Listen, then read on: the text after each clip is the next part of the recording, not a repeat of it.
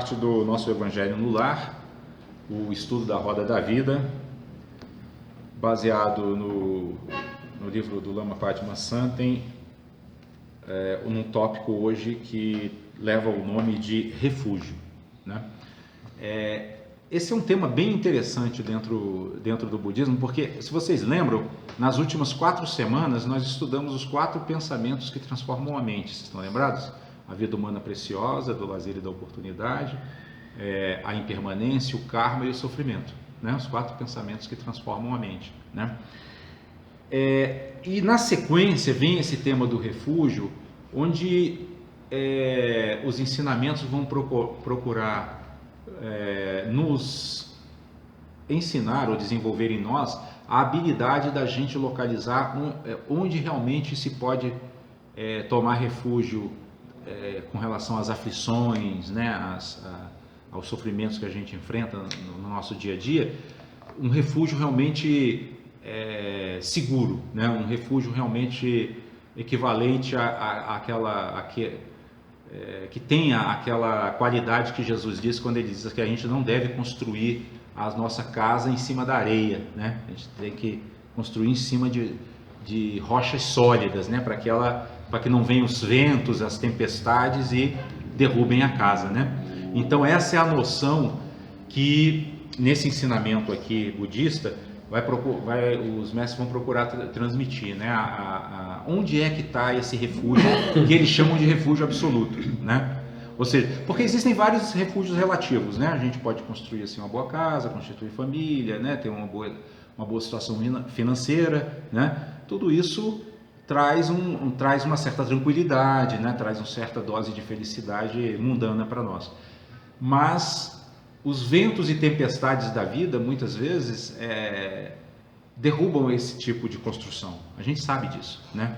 Elas não têm uma solidez que permita a elas resistir a qualquer intempérie da vida, né? Então, é nesse sentido que aqui nós vamos, então, estudar essa questão do refúgio, né? Onde estaria esse refúgio, né? E como acessá-lo, né? Esse refúgio que realmente nos pouparia de todo o sofrimento, de todas as aflições, ou pelo menos nos daria recursos para lidar com toda e qualquer circunstância com sabedoria, né?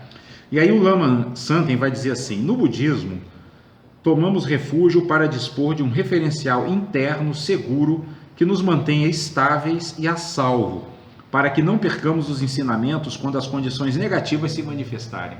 Então aqui já tem o ponto-chave, né?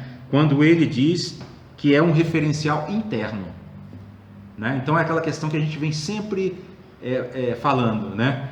É através da purificação dos nossos pensamentos, dos nossos sentimentos, né? E da diminuição do apego e do desejo, né? É que nós vamos realmente começar a encontrar esse lugar estável.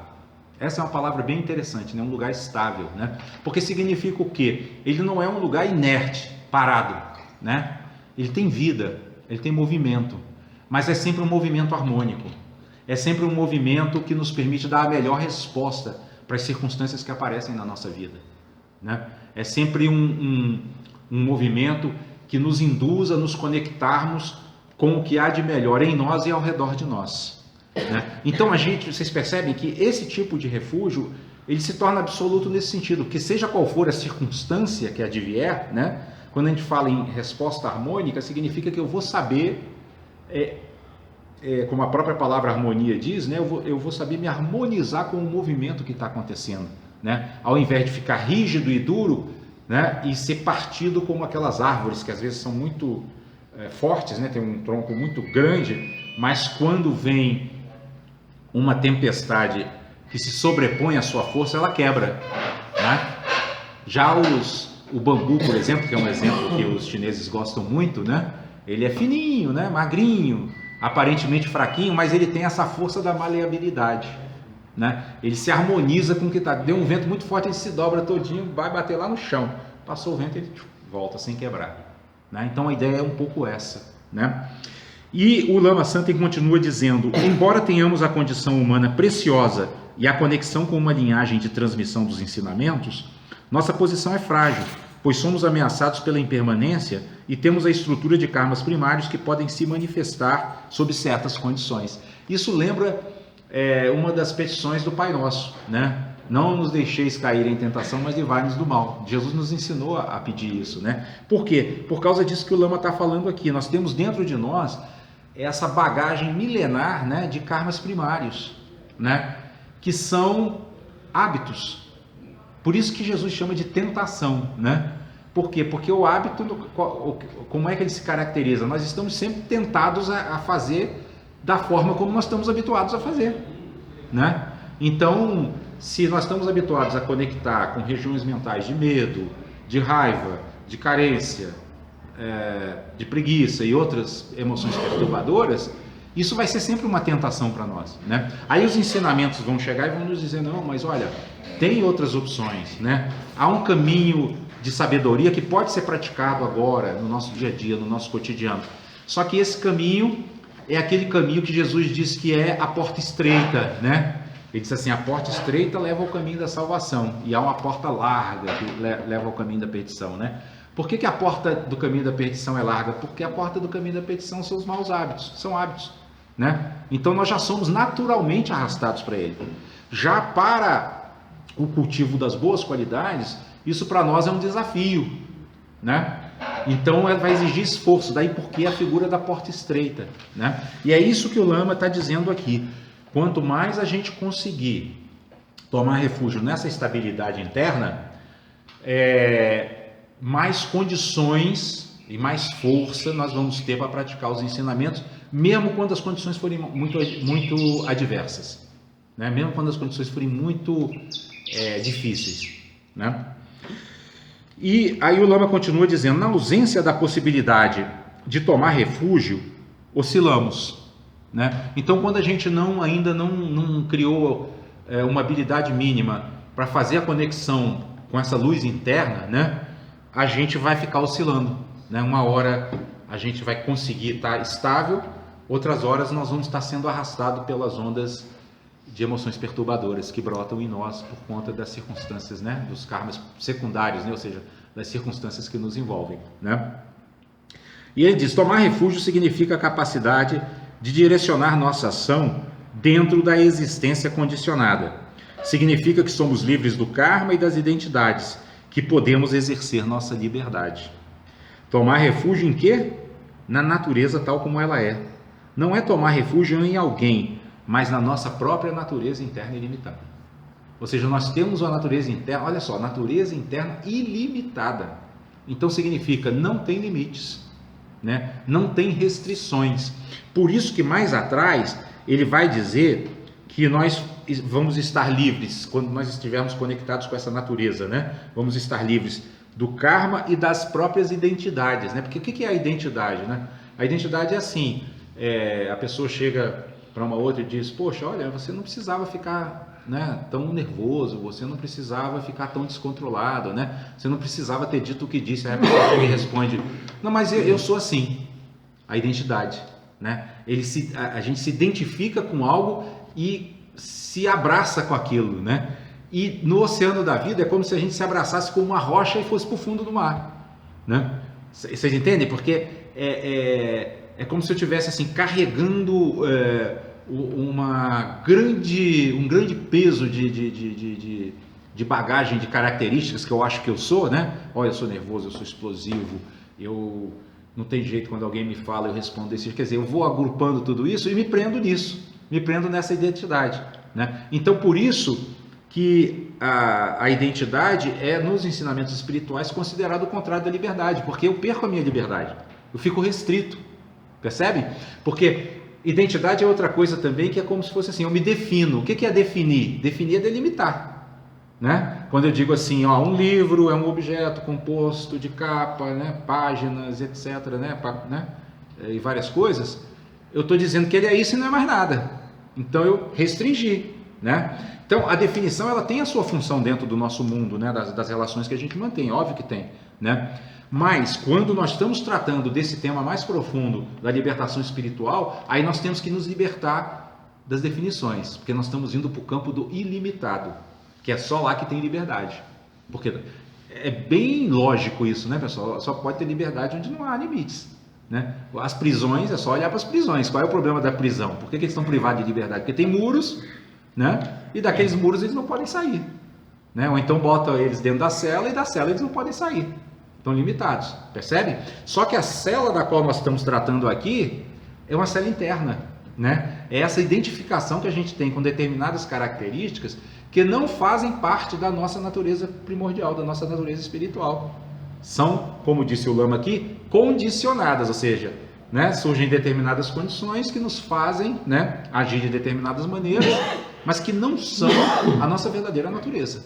Porque se fossem, nós não teríamos condições de nos libertar disso. Nós só temos condições de nos libertar justamente porque não é a nossa verdadeira natureza, não é a nossa essência, né? Porque aquilo que é essencial, como a própria palavra diz, essencial é o que não pode faltar. Então eu não posso descartar o que é essencial, mas posso descartar o que é puro fruto de condicionamento, né?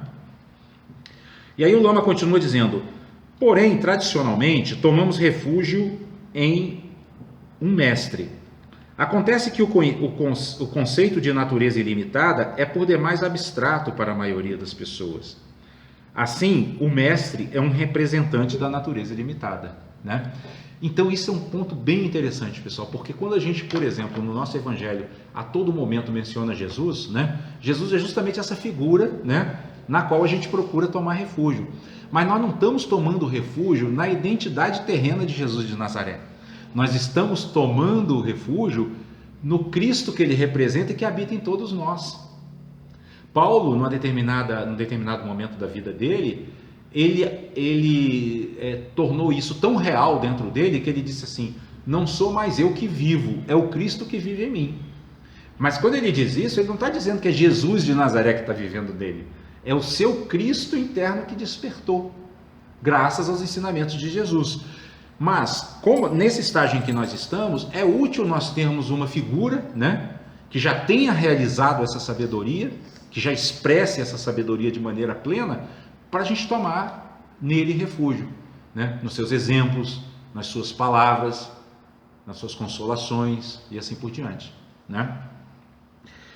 E aí o Lama continua dizendo assim: assim o mestre é um representante da natureza ilimitada. Por isso dizemos: tomo refúgio no mestre, que é uma das 3 joias. Porque no budismo, eles consideram que existem 3 joias que a gente pode considerar que também existe no cristianismo.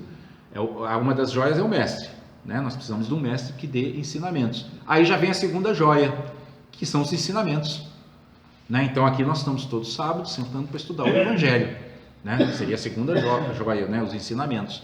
E a terceira joia é a comunidade religiosa, o grupo daqueles que se reúnem para contemplar, refletir sobre os ensinamentos e aplicá-los em suas vidas, que é o que esse nosso grupo aqui em torno da mesa está fazendo hoje. Então se cria uma energia, né? Uma energia onde todos estão voltados para um mesmo objetivo, né? Que é o objetivo de assimilar da melhor maneira possível, da maneira mais ampla e mais profunda possível, os ensinamentos, né? Então seria o mestre, ele seria exatamente uma dessas 3 joias, e ele é justamente a joia que aponta para quê? Aponta para essa natureza ilimitada que está dentro de todos nós e que dentro do Espiritismo é chamada de espírito. Lembra quando Kardec diz que nós, seres humanos encarnados, nos compomos de quê? Espírito, perispírito e corpo, né? O corpo físico, o perispírito, o corpo espiritual, e o espírito, essa natureza ilimitada. É o reino divino que está dentro de nós, um poder divino infinito que nós temos acesso, né, ao qual nós temos acesso, porque está dentro de nós, por herança divina. Somos filhos de Deus. O filho ele herda as qualidades do pai, né? Então por isso Jesus chamava também Deus de pai, né?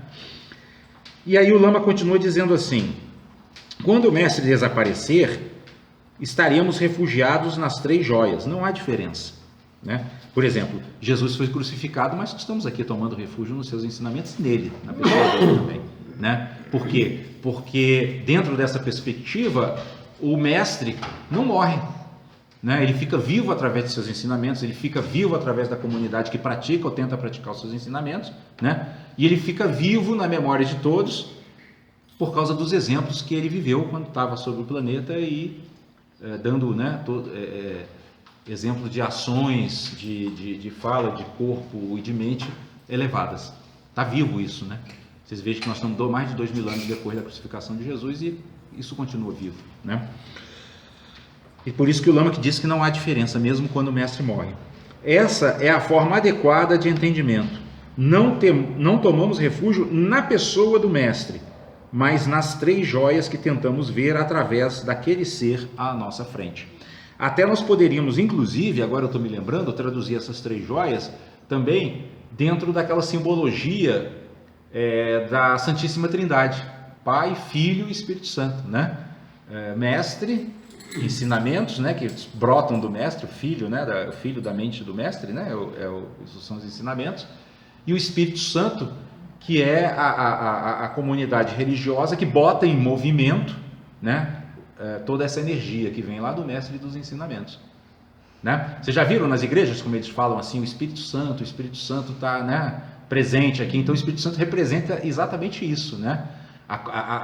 Essa comunidade religiosa que não só pertence ao plano invisível, mas também invisível, né? Nós sabemos que aqui na nossa religião tem a espiritualidade presente, né? E que põe em movimento toda essa energia do mestre e dos ensinamentos, né? Para que todos se beneficiem, todos cresçam e todos evoluam, né? E aí o Lama continua dizendo: podemos até criar uma relação pessoal com o mestre, mas isso não é refúgio, né? E a gente vai perceber o seguinte, por exemplo, Judas tinha uma relação pessoal com Jesus, né? Mas ele não tomou refúgio em Jesus, porque ele não compreendeu, ele não criou uma conexão, né? Tomar refúgio com o mestre não significa estar pessoalmente de corpo presente, né? Vendo o mestre vivo ali, mas é criar uma conexão com ele, né? Uma conexão, essa conexão ela vem de dentro, ela vem do coração, né? É uma conexão de mentes, né? Não é uma proximidade física, que a gente viu que alguns dos que estavam próximos a Jesus não criaram conexão com ele, então não tomaram refúgio, certo? Refúgio é quando o Buda interno, que no nosso caso a gente poderia dizer o Cristo interno, como disse Paulo, né? O Cristo que vive em mim, quando o Buda interno, nossa natureza de sabedoria, começa a aflorar, e por isso somos capazes de ver as 3 joias no mestre. Se não conseguimos ver nele essas qualidades, vamos ver apenas um ser comum. Quantas pessoas que conviviam com Jesus não viram nele apenas um ser comum? Um ser comum, ninguém viu nada demais, né? Por quê? Porque não estava tendo esse olhar de sabedoria, né? Então o olhar de sabedoria, ele não é um olhar só que vem do mestre para o discípulo, mas também é um olhar do discípulo que tem que se direcionar ao mestre. Jesus falava: preciso ter olhos para ver e ouvidos para ouvir. A gente pode aplicar nesse caso aqui, né? Só cria conexão com o mestre quem tiver olhos para ver que ali tem um mestre, né? Que ali tem um ser realizado, né? E aí o Lama continua dizendo assim: um mestre em carne e osso ajuda porque ele fala, tem maior proximidade. Então é vantajoso estar perto de um mestre vivo, né? Os discípulos de Jesus, né? Os 12 discípulos usufruíram dessa benesse. Ele chegava e conversava pessoalmente com eles, dava ensinamentos, inclusive, bem profundos, né? Mais profundos do que o que eles davam do que os que ele dava para os seres comuns, né? Para o público em geral.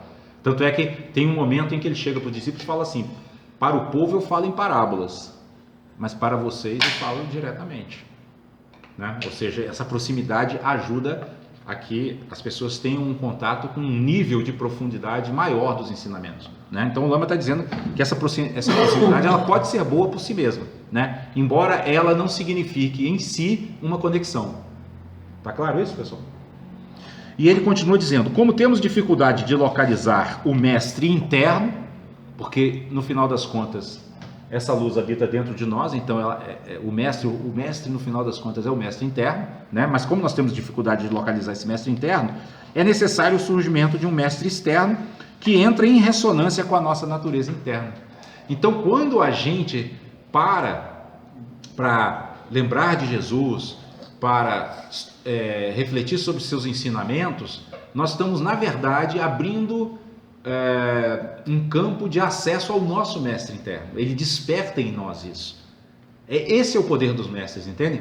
Eles não são como professores comuns que transmitem conteúdos, Não, eles não simplesmente transmitem um conteúdo. Na verdade, o que eles fazem é despertar a nossa natureza ilimitada interna, o nosso mestre interno, né? Eles, as ações deles, as falas deles fazem a gente acordar para isso, né? Nossa, tem um tesouro de bênçãos infinitas habitando dentro de mim. É isso que a presença do mestre externo faz brotar em nós, né? E ele continua dizendo: o refúgio no mestre externo é o caminho que nos leva ao ponto último da nossa natureza ilimitada. Esse caminho se chama, no budismo, Guru Yoga, porque Yoga é união, e Guru é mestre. Então é a união com o Guru. Mas que Guru? O Guru interno, né? O externo é só como é que se diz? Uma ferramenta para que a gente conecte esse Guru interno, né? Eles chamam isso de Guru Yoga no budismo. Não se trata de um caminho de aprisionamento a alguém, ó, isso é muito importante, né? A pessoa não está criando uma dependência com relação ao mestre, né? Mas muito pelo contrário, o mestre é que está tornando a pessoa livre, né, de qualquer dependência externa, até mesmo dele próprio. A pessoa só vai ter atingido o ponto mais alto do caminho quando ela nem precisar mais do mestre. Aí sim ela está totalmente livre, né? Conhecereis a verdade vos libertará. Essa verdade que está dentro de nós, tá? Então ele diz: não se trata de um caminho de aprisionamento a alguém, mas um caminho que usa a liberdade para atingir a liberdade final. No ponto final do Guru Yoga, né, a prática da união com o Guru, encontramos o nosso Cristo interno como nossa natureza incessante e sempre presente. Aqui ele fala o Buda interno, mas eu já estou traduzindo para a nossa linguagem, o Cristo interno, né? Porque o que se chama de Buda no budismo é o que se chama de Cristo no cristianismo, essa natureza interna ilimitada que habita dentro de nós, né? E aí o Lama continua dizendo: olhamos as três joias e tomamos refúgio no mestre como expressão da nossa natureza, daquilo que não nasce, não morre, que está além de espaço e tempo, nome e forma. Por isso que a gente se torna livre, porque como essa natureza é ilimitada, ela não nasce, não morre, está além de espaço e tempo e de nome e forma, não dá nem para dar nome. Os chineses dizem assim: quem conhece o tal não fala sobre ele, quem fala sobre ele não conhece, porque não sabe que não dá para dar nome ao tal. Por quê? Porque o tal é a natureza infinita. Como é que você dá nome a algo que não pode ser definido? Porque quando nós damos nome a alguma coisa, significa que nós já temos um conceito sobre ela, e o conceito é uma definição, o conceito é uma ideia. Por isso que todos os mestres vão dizer que nós temos que ir além da esfera da conceitualização. Entendem? Porque essa natureza ilimitada não tem como eu conceituar. Se eu chegar para vocês aqui dizer: a natureza ilimitada é isso, você já pode saber, ó, não é a natureza ilimitada, porque está definida. Não tem como definir, não tem como falar sobre ela. Ela está além da linguagem. Quando nos ensinamentos mais profundos contemplamos isso, vemos esse mestre como a nossa natureza incessante, sempre presente. Como percebemos que ela é incessante? Podemos ter sonhos, aflições, podemos dormir e ter várias situações no cotidiano. Estamos sempre vivendo alguma coisa. Essa é a explicação mais fácil de natureza incessante. O sonho é incessante, o conteúdo do sonho não é importante. O que importa é ver o processo luminoso, o processo de atribuição de significados, de identidades, operando sem cessar. Isso é a continuidade. O que significa isso? Que essa natureza ilimitada, ela está operando aqui, quando nós estamos em vigília, ela está operando quando nós estamos dormindo, ela está operando quando nós estamos desencarnando na transição para a morte, ela está operando entre a morte e o próximo renascimento, ela está operando no momento em que a gente está renascendo e de novo no novo renascimento que a gente vai ter. Por isso ela é contínua, né? Ela não conhece nem nascimento nem morte. O nosso espírito nem nasce nem morre, né? Ele veste um corpo e desveste um corpo, mas ele está sempre presente em todas essas circunstâncias, em todas essas dimensões do sonho, da vigília, do mundo invisível, da transição para a morte. Ele está sempre lá disponível. E olha que beleza que é isso, né? Esse refúgio. Ele está presente até no momento da desencarnação. Você pode se refugiar. Os mestres fazem isso, né? Como eles estão mentalmente muito desenvolvidos, aqui a morte é tranquila, é serena, porque eles estão refugiados aí. E essa natureza, como ela é incessante, como está dizendo o Lama, ela está lá também. Ela não cessa em momento nenhum, né? Está sempre ali, né? Presente. Então ele diz que isso é continuidade. A palavra Tantra às vezes é traduzida como contínuo. Há uma continuidade. É quase fácil perceber. É claro que precisamos associar essa continuidade à noção de vacuidade, porque é uma continuidade de sonho. O que experimentamos pode ser pensado de diferentes maneiras, mas estamos sempre experimentando uma versão, um aspecto quase onírico. Estamos sempre no meio de um sonho. Então, aqui é muito interessante, porque o que o Lama está dizendo? Que mesmo quando nós estamos aqui em vigília, acordados, a nossa atividade mental ela é semelhante à do sonho, né? A gente... é como se fosse assim, por exemplo, eu vi uma vez um professor budista dando uma aula e falando assim, né? No sonho, se você estiver dentro do sonho, né? E você perguntar para um outro personagem do seu sonho, mas tudo isso aqui é verdade? Ele vai dizer, não, isso é verdade. Você só vai entender que aquilo é sonho quando você acordar. Então, da mesma forma, aqui, a gente fala, ó, essa realidade que nós estamos vivendo é um sonho, né? Essa mesa, essas paredes, aí você, não, mas não é, olha só, gente, é verdade. Mas quando a gente despertar espiritualmente, nós vamos ver que também é da mesma natureza, né? A realidade que nós vivemos aqui nesse mundo concreto denso, ele é da mesma natureza do sonho. A gente vai criando, né, realidades com a nossa mente, né? Já falamos muito sobre isso aqui, né?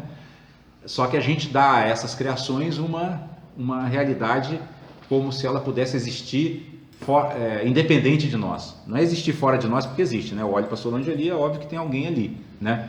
Mas quando eu olho, essa Solange que eu vejo sou eu que estou dando nascimento a ela. Né? Diferente do quando o Emmanuel olha, que já é o Emmanuel que está dando nascimento, já é uma outra Solange. Mas a gente não percebe isso com clareza, ainda que pelo raciocínio a gente compreenda, né? E aí o Lama diz, por isso dizemos que toda a realidade é luminosa, nesse sentido, né? A gente diz assim, ó, faça-se a luz e a luz se faz, né? Crie-se tal coisa, né? Apareça a Solange aparece. Por isso dizemos que toda a realidade... mas é isso, né? Isso aqui é a sabedoria do espelho, né? É a gente entender isso, né?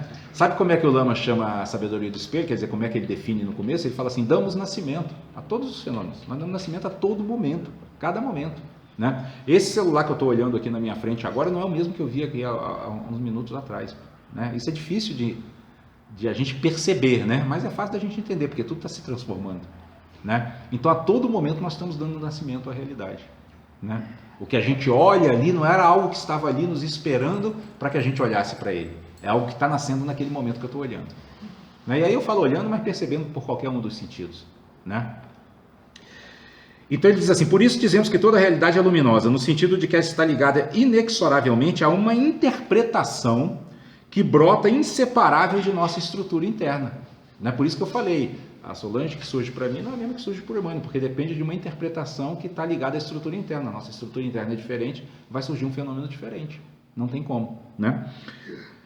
O mundo externo brota inseparável das nossas estruturas kármicas. Aquilo que brota dentro de nós, vemos brotando fora por meio da coemergência, né? Coemergência nesse sentido.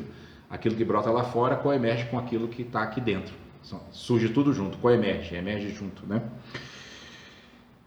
Desse modo, percebemos que há algo incessante, que é essa nossa natureza interna produzindo sempre essas realidades, criando essas realidades.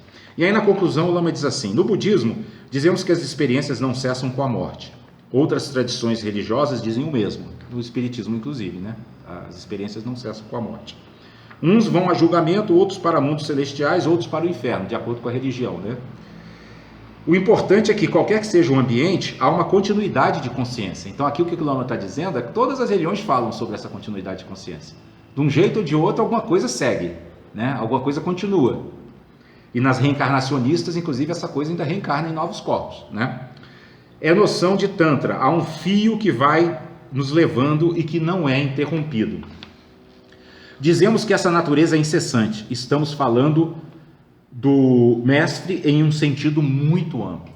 Aí já não é mais o mestre no sentido Jesus, Buda, Confúcio, não. Aí é o mestre no sentido dessa natureza luminosa que permeia todas as nossas experiências, em todas as dimensões, né? Dimensão do sonho, dimensão de vigília, dimensão da morte, dimensão do invisível, do renascimento, etc.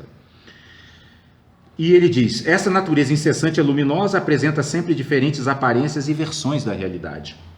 Incessante e luminosa, ela não é obstruída e é autoliberta. As obstruções surgem e cessam sucessivamente. Ela é naturalmente desobstruída, nenhuma obstrução altera sua qualidade básica de liberdade. Ela é não dual, portanto. Então olha que coisa maravilhosa que habita dentro de nós, né? Por isso que é chamado de tesouro, né? E Jesus chama de um tesouro que as traças não roem e a ferrugem não come. O que ele está falando? Incessante. Se a traça não rói e a ferrugem não come, significa que é uma coisa que não vai cessar, né? Essas figuras todas, né, à medida em que a gente vai aprofundando os ensinamentos, elas vão ficando claras, né? Porque, como a gente disse, Jesus falava para as multidões, né? A maioria dos ensinamentos que chegaram até nós eram os ensinamentos que ele dava para as multidões. Então a gente precisa penetrar no sentido mais profundo das palavras, né? E esses ensinamentos eles vão nos ajudando a entender de que ele estava falando, né? Porque como é um refúgio interno, ele não é visível a olho nu, né? A gente não olha e vê, né? Aqui a gente olha assim e fala, bom, não estou vendo a minha natureza última, até porque ela não é perceptível aos sentidos, né? Mas a gente vai percebendo que ela existe, a gente vai cada vez mais desenvolvendo a habilidade de acessar essa energia, né? Que, como está dizendo o Lama aqui, é totalmente desobstruída. Olha que beleza, né? Não tem obstrução, né? Ela flui, flui, flui, e não há nada que a detenha, nem a morte.